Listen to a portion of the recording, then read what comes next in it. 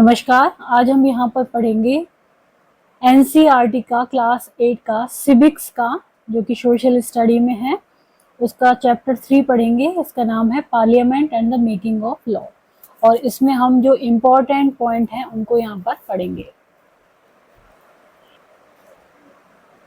Parliament enables citizens of India to participate in decision making and control the government, thus making it the most important symbol of Indian democracy and key feature of constitution। तो जो parliament है, मतलब कि जो संसद है, ये क्या करती है, जो इंडिया के सिटीजन हैं उनको डिसीजन मेकिंग में और गवर्नमेंट के कंट्रोल में पार्टिसिपेट करने के लिए योग्य बनाती है या अनेबल करती है, दस मेकिंग मोस्ट इम्पॉर्टेंट सिंबल बनाती है इंडियन डेमोक्रेसी का ये।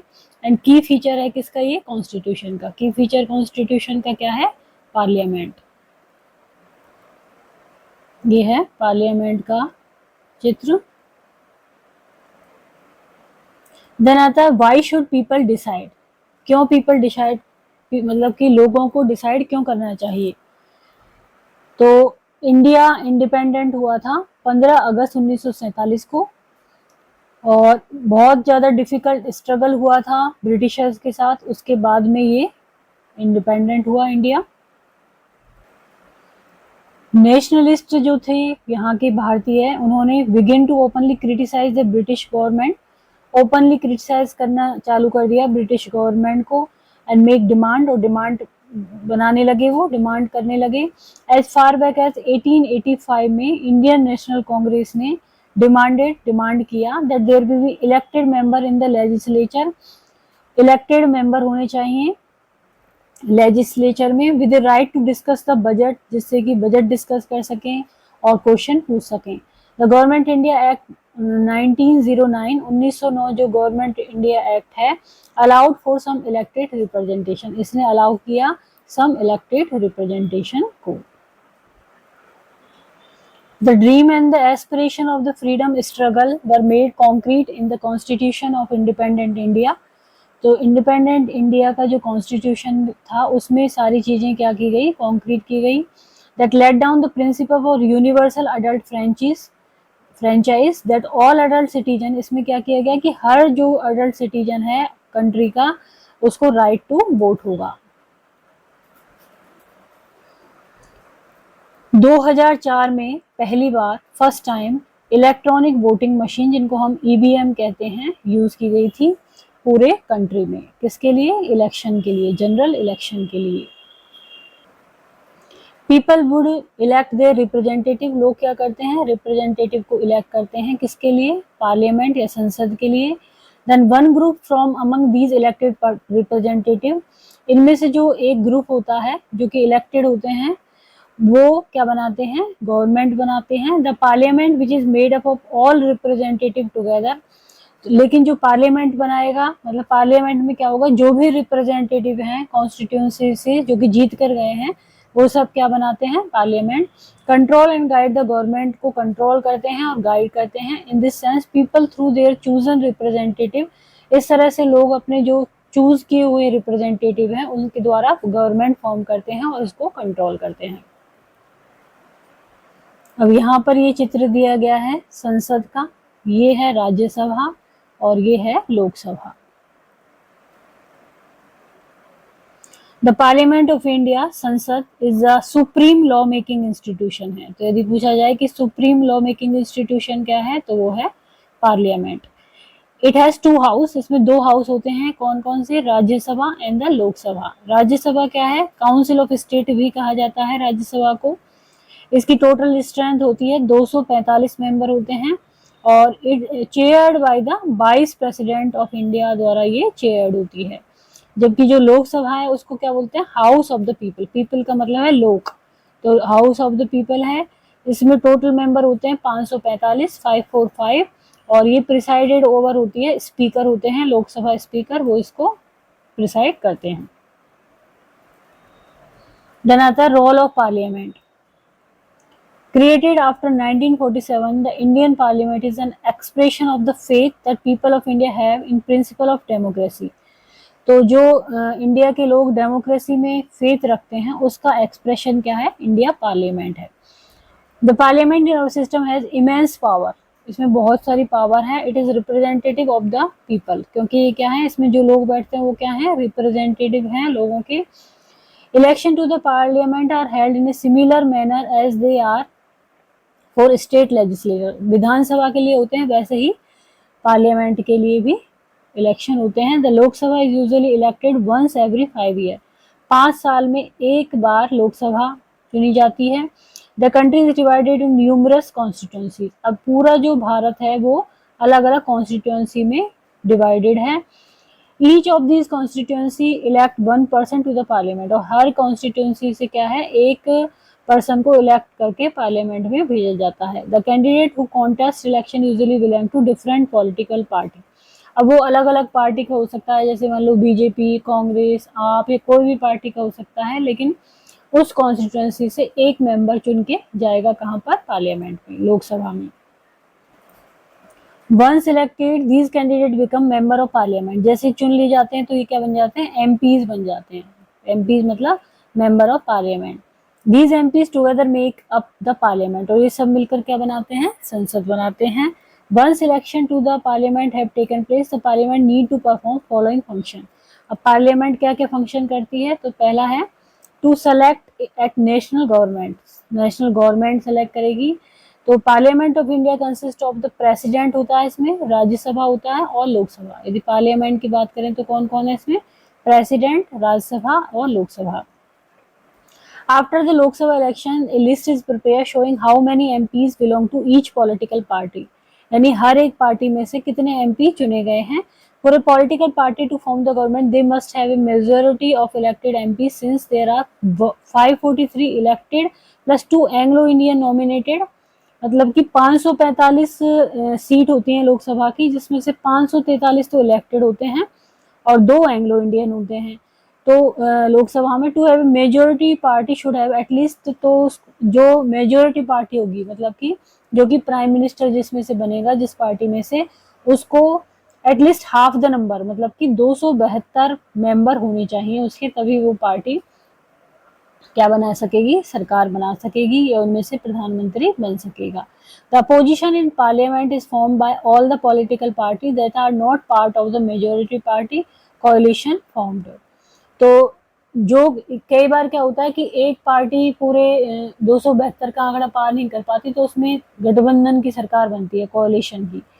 तो यदि वो कोalition सरकार में है तो वो विपक्ष नहीं होगा, और विपक्ष कौन सा होगा, जो कि लोकसभा में एमपी जिस पार्टी के जो मेजोरिटी पार्टी है उससे कम हो, वो विपक्ष होगा। The largest among this party is called opposition party. One of the most important function होता है लोकसभा का टू सेलेक्ट द एग्जीक्यूटिव को सेलेक्ट करना। Executive is often what we have in mind, we use the term government. Executive का मतलब हमारे दिमाग में क्या है, सरकार। The prime minister of India is the leader of the ruling party of the Lok Sabha, जो लोकसभा की रूलिंग पार्टी है उसका लीडर क्या बनता है, prime minister of India. From the MPs who belong to her party the prime minister select minister, और उसी की पार्टी में से जो एमपी होते हैं उनको वो मिनिस्टर का काम देते हैं, जो कि अलग अलग काम करते हैं। Work with her to implement decision, these minister then take charges of different areas of government, जैसे कि health department area, education, finance minister, इस तरह से। They then join together with different political parties who are interested in similar concern to form what is known as coalition government.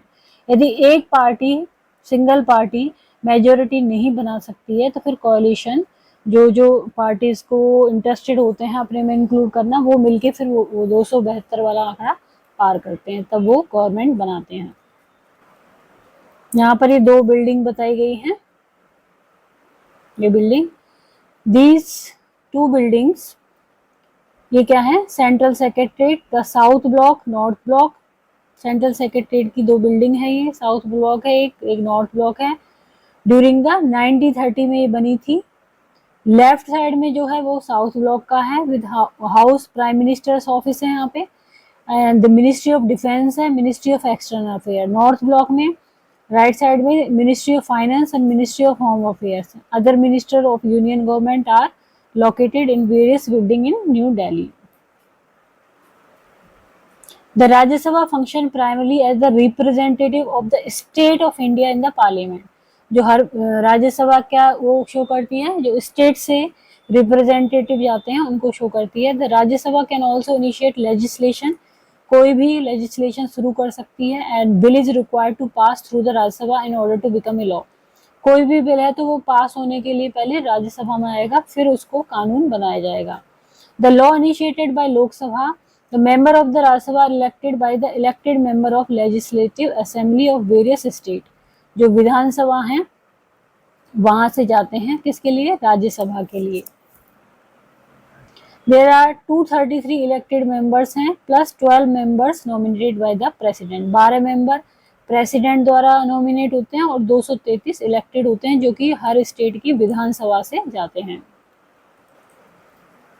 Parliament का और कार्य क्या है, to control, guide and inform the government. The parliament while in session, जब इसमें session होते हैं parliament session, तो ये शुरू होते हैं क्वेश्चन आवर से। क्वेश्चन आवर में क्या होता है, इसके द्वारा जो एमपीज हैं वो अपनी इंफॉर्मेशन देते हैं कि वो गवर्नमेंट में किस तरह से काम कर रहे हैं। Very important way through which the parliament control the executive, जो उसके एग्जीक्यूटिव हैं उनको पार्लियामेंट इस तरह से कंट्रोल करती है। By asking questions the government is alerted to its shortcomings. तो उसमें जो एमपीज होते हैं जो कि अलग अलग पार्टी से भी हो सकते हैं, वो क्वेश्चन पूछते हैं, तो इससे जो सरकार में एमपीज होते हैं या जो सरकार होती है उसको अपनी कमियों के बारे में पता लगता है। And also come to know the opinion of the people, और लोगों की क्या राय है उसके बारे में पता चलता है through their representative in the parliament, क्योंकि उन लोगों के रिप्रेजेंटेटिव होते हैं पार्लियामेंट में उनके द्वारा, जैसे कि MPs. Asking question of the government is crucial task for every MP. अब जब सरकार से कोई क्वेश्चन पूछना होता है तो ये बहुत ही क्रूशियल टास्क होता है। The position party play critical role in the, they highlighted drawbacks in the various policies and programs of the government. Government की जो अलग अलग पॉलिसीज होती हैं, प्रोग्राम्स होते हैं, उनके हाईलाइट करती हैं उनके ड्रॉबैक को, उनकी कमियों को। And mobilize popular support for their own policy, और अपनी जो खुद की पॉलिसीज हैं उनके लिए पॉपुलर सपोर्ट को वो मोबिलाइज करती हैं। The government gets valuable feedback and is kept on its toes by the question asked by the MPs. तो उनको गवर्नमेंट को क्या फीडबैक मिलती है, जो भी क्वेश्चन एमपी पूछते हैं उससे। In addition in all matter dealing with finance parliament approval is crucial for the government. तो फाइनेंस से रिलेटेड जो डीलिंग होती है उसमें जो पार्लियामेंट का अप्रूवल है वो भी गवर्नमेंट के लिए क्रूशियल होता है। This is one of the several way in which the parliament controls, guide and inform the government. इस तरह से पार्लियामेंट क्या करती है, कंट्रोल करती है, गाइड करती है और इन्फॉर्म करती है गवर्नमेंट को। The MPs representative of the people have a central role in controlling, guiding and informing parliament. तो जो एमपी हैं उनका क्या होता है, बहुत ही इंपॉर्टेंट रोल होता है। जो कि एमपी क्या होते हैं, रिप्रेजेंटेटिव ऑफ द पीपल होते हैं। ये क्या काम करते हैं, कंट्रोल करना, गाइड करना और इन्फॉर्म करना किसको, पार्लियामेंट को। Is a key aspect of functioning of Indian democracy. How do new law come about, किस तरह से आता है। The parliament has an important role in making law. Parliament का एक बहुत ही महत्वपूर्ण रोल होता है लॉ मेकिंग में। इसके लिए क्या होता है, many way through which the take place, it is often different group in society. Society में अलग अलग ग्रुप होते हैं that raise the need for particular law. वो क्या करते हैं, एक पर्टिकुलर लॉ की नीड को उठाते हैं कि इस लॉ की आवश्यकता है। An important role of parliament is to sensitive to the problem faced by the people. जो भी प्रॉब्लम पीपल फेस कर रहे हैं तो इसमें पार्लियामेंट का रोल होता है। The Protection of Women from Domestic Violence Act 2005 extend the understanding of the term domestic to include all women who live or have lived together in a shared household with the male member who is perpetrating the violence. तो इसमें क्या है, ये domestic violence act है 2005 का, जो हमें domestic के बारे में अंडरस्टैंडिंग करता है कि एक जो महिला है वो रह रही है किसी मेल के साथ, वो उसके प्रति क्या कर रहा है, वायलेंस कर रहा है, तो उस कंडीशन में ये एक एक्ट बनाया गया है। वो उसका हस्बैंड भी हो सकता है या फिर मान लो कि कोई हस्बैंड ही मेनली इसमें होता है। तो 1999 में Lars collective group of law students and activist after nationwide consultation took the lead in drafting the Domestic Violence Prevention and Protection Bill. This draft bill was widely circulated. तो इन्होंने एक draft बनाया, वो पूरा सर्कुलेट हो गया कब? 1999 में। फिर finally the bill was introduce in parliament in 2002 में ये पार्लियामेंट में इंट्रोड्यूस हुआ। In December 2002 the standing committee submitted its recommendation to Rajya Sabha में। इसने अपनी स्टैंडिंग कमेटी ने अपनी रिकमेंडेशन दी and these were also tabled in Lok Sabha में भी टेबल किया गया। The committee's report accepted most of the demand of the women's group.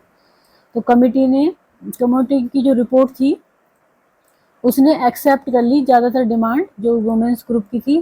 Finally new bill was री इंट्रोड्यूस इन द पार्लियामेंट में। दोबारा से एक नया ये जो नया बिल बना था ये री इंट्रोड्यूस हुआ 2005 में। After being passed in both house of parliament, फिर ये लोकसभा और राज्यसभा दोनों में पास हुआ।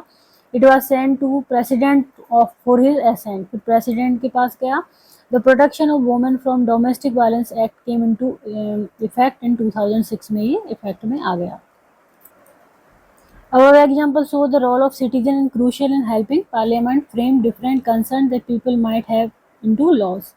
From establishing the need to a new law to its being passed at every stage of the process, the voice of the citizen. जो हर stage होती है इसकी प्रोसेस की, इस बिल की पास होने की, कोई भी कानून है उसकी, तो उसमें वॉइस ऑफ सिटीजन इंपॉर्टेंट होती है और क्रूशियल एलिमेंट होती है। Voice can head through the TV reports के द्वारा, न्यूज़पेपर के द्वारा, न्यूज़पेपर एडिटोरियल के द्वारा, रेडियो के द्वारा और local meeting, all of which help in making the work that parliament does more accessible and transparent to the people. Then unpopular and controversial law. People might criticise the law. जो भी law बना है उसको criticise कर सकती है। Public meeting में, write about in newspaper में लिख सकती है, report to TV news channel में रिपोर्ट कर सकती है। And democracy, citizen can express their unwillingness to accept repressive law. जो रिप्रेसिव लॉ है उनके बारे में अनविलिंग भी हो सकती है, framed by the parliament. Various municipal laws on the use of space within the municipal limit often make hawking and street vendor को illegal बताते हैं। तो इस पे नो वन, जरूरी नहीं है कि कोई इस पे डिस्प्यूट करे, लेकिन हॉकर और जो वेंडर हैं वो भी इसके खिलाफ वो उठा सकते हैं कि हम इस तरह से हमारी जीवन जीविका का ये एक तरह से माध्यम है। इस तरह से वॉइस सुनी जाती है किसकी? लोगों की। We need to remember that our role as a citizen does not end with electing our representative. हमने रिप्रेजेंटेटिव इलेक्ट करिए, वहीं पे सिटीजन का काम खत्म नहीं होता। Rather it is that when we begin to use newspaper and the media to carefully chart the work that is being done by our MPs, जो हमारे MP ने काम किया है उसको हम यूज करें, उसको बताएं और क्रिटिसाइज करें उनके एक्शन को। We feel it is required. तो आज हमने शॉर्ट में यहाँ पर इम्पोर्टेंट पॉइंट्स पढ़े किसके? Parliament and the making of loss. यदि वीडियो आपको पसंद आता है तो इसको लाइक करें, चैनल को सब्सक्राइब करें